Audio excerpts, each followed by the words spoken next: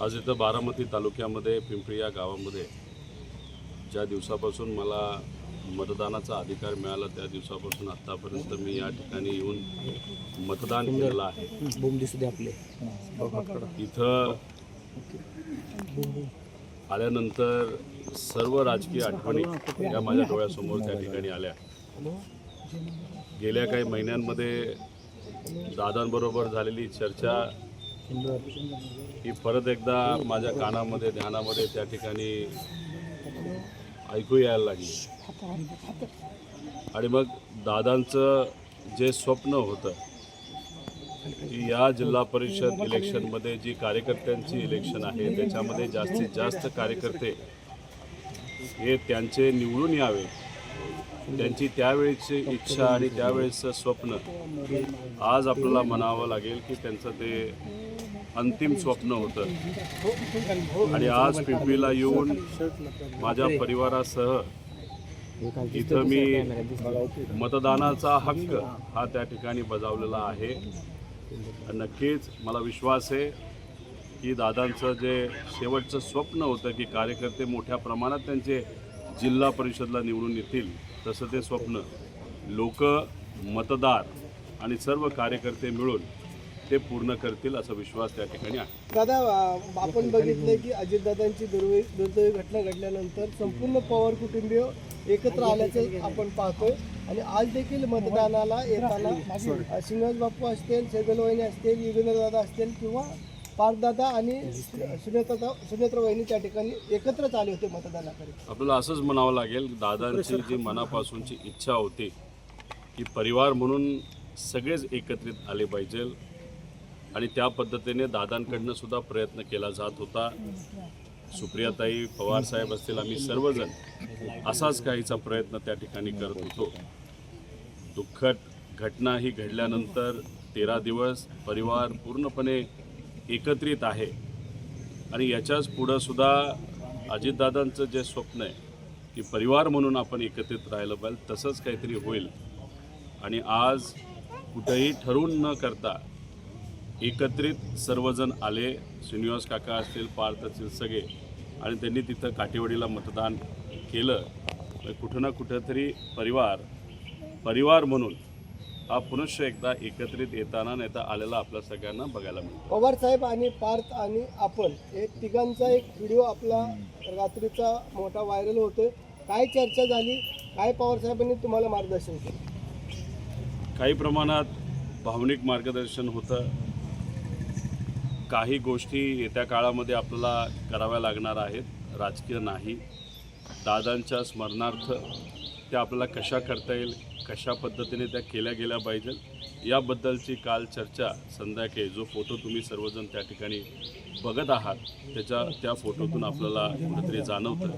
आणि नेहमी कधीही एखादी गोष्ट पवारसाहेबांच्या मनामध्ये आली तर ते आम्हाला बोलून घेतात, आम्हाला सांगतात आणि आम्हाला मार्गदर्शन करतात.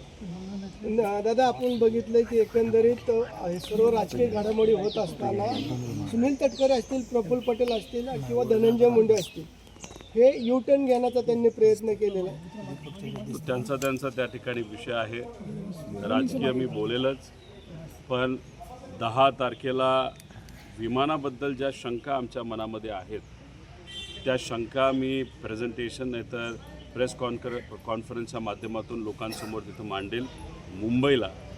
आणि 12 तारखेला विलिनीकरणाबद्दल काय घडलं, दादांची काय इच्छा होती हे मी 12 तारखेला मुंबईला प्रेस कॉन्फरन्सच्या माध्यमातून लोकांसमोर आणेल. आणि 12 तारीख का, तर त्या दिवशी दादांची एक इच्छा होती, ती काय होती, कशी होती याबद्दल मी 12 तारखेला प्रेस कॉन्फरन्सच्या माध्यमातून विलिनीकरणाबद्दल मुंबईत नक्कीच सांगेल. दादांची इच्छा होती असताना सुनील तटकरेंकडून दादांचा फोटो फक्त वापरला गेला आहे. सुमित्रा पवार किंवा इतर कोणाचाही फोटो त्या बॅनरवरती पाहायला मिळत नाही. त्याच्यामुळे सध्या जोरदार टीका सुरू आहे. आता राजकीय मी इथं बोलणार नाही, विषय त्यांच्या पक्षाचा आहे. त्या पक्षाला कसं वागावं, काय करावं, कसे फोटो वापरावे हा त्यांचा त्या ठिकाणी विषय आहे.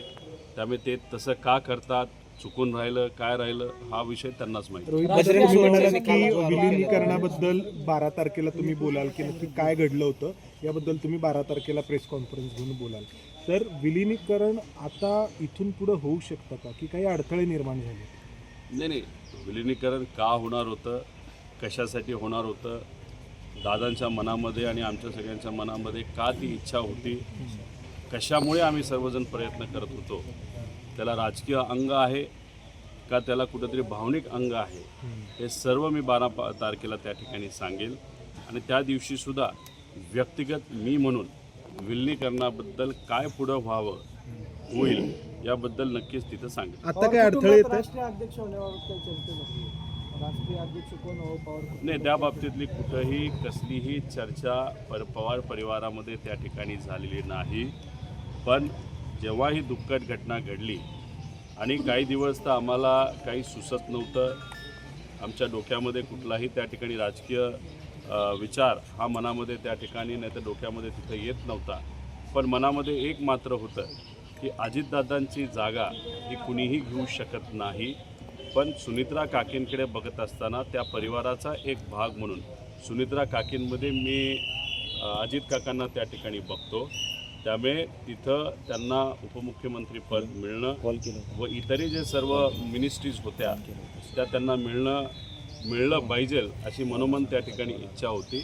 आणि दादांची जी पोझिशन त्या पार्टीमध्ये होती ते म्हणजे राष्ट्रीय अध्यक्ष दादा होते, ती सुद्धा पोझिशन ही कुठेतरी सुनित्रा काकींनाच मिळाली पाहिजे अशी सुद्धा इच्छा त्या ठिकाणी माझ्या मनामध्ये आहे. राज्यसभेची वहिनींची जागा रिक्त झालेली आहे, कुठल्या जागेचं नाव त्या ठिकाणी येते, पारदादा की जयदादा? आता हे बघा, ह्याच्याबद्दल न कुठं चर्चा झाली. तसं बघितलं तो त्यांच्या पक्षाचा तो विषय आहे.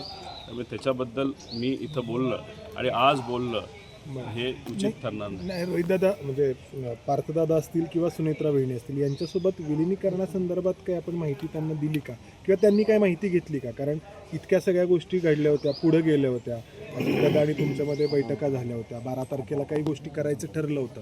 तर आत्ता या सगळ्या दरम्यान सुनेत्रा वहिनींशी आणि पार्थदादांशी काही बोलणं झालं का आपल्या याबद्दल? बघा, अजूनपर्यंत सुनित्रा काकी असतील, पार्थ असेल, जय असेल तर आम्ही असू, कुणीही या दुःखातून सावरलेलो नाही.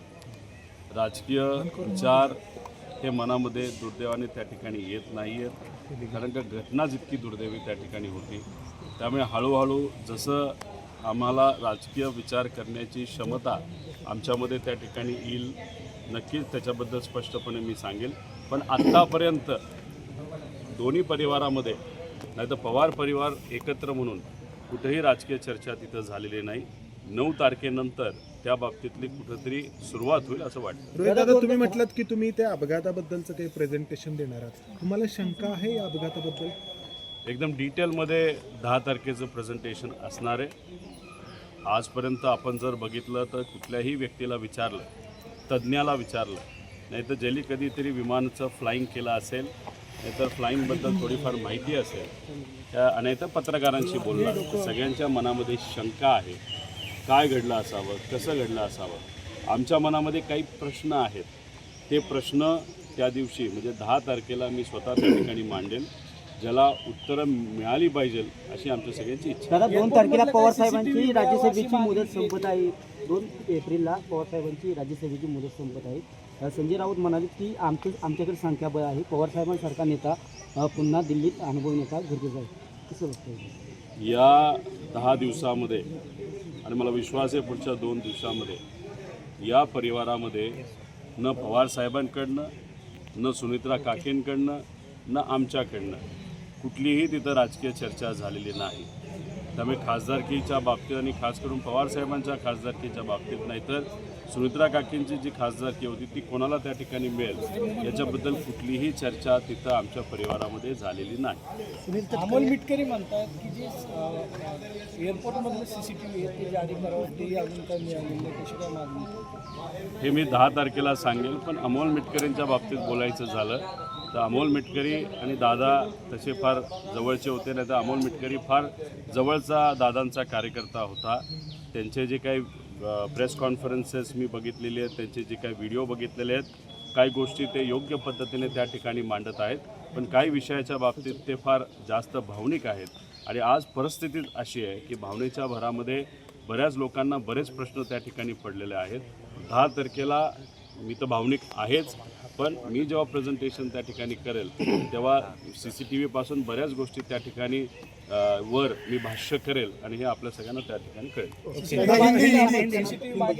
CCTV मागितलं या संदर्भातलं 10 तारखेला सांगू.